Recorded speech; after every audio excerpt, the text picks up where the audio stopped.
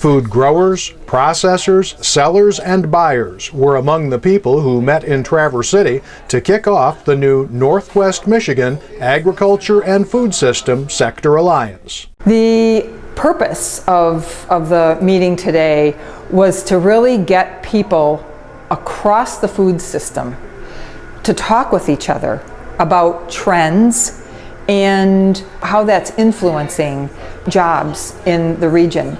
And the role of the Alliance is to really shape education and preparation resources that employees and entrepreneurs really need to thrive in this region. The agriculture and food system representatives involved with the Alliance say it's important for them to have a well-trained workforce. I think the Alliance is very important for us as we move forward on our local food network because it identifies the need for skill set development. You know, there are a lot of things that we want to accomplish, but we have to get them accomplished through people. We've got to make sure that they are trained, they know what they're doing. There's so many skills that we might not have as a general population that are crucial and specific to food service and to food handling and to hospitality. And I think that we've got an area that is capitalizing on that, and developing a workforce that can step right in is going to mean that those jobs are going to people that live here. There's going to need to be all kinds of different skill sets that we're going to need in there, and so I think the part of this session today is what skill sets do we need, what kind of people do we need, what kind of training do we need, and how do we go about doing that? And I think that's the right questions to be asking. Along with education and training, Alliance participants say it's also important to have collaboration between the different interest groups that make up the agriculture and food system.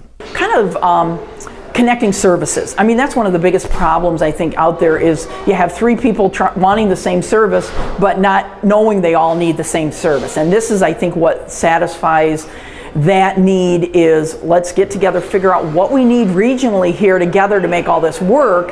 Why reinvent the wheel if we already have somebody else doing something or we have that connection?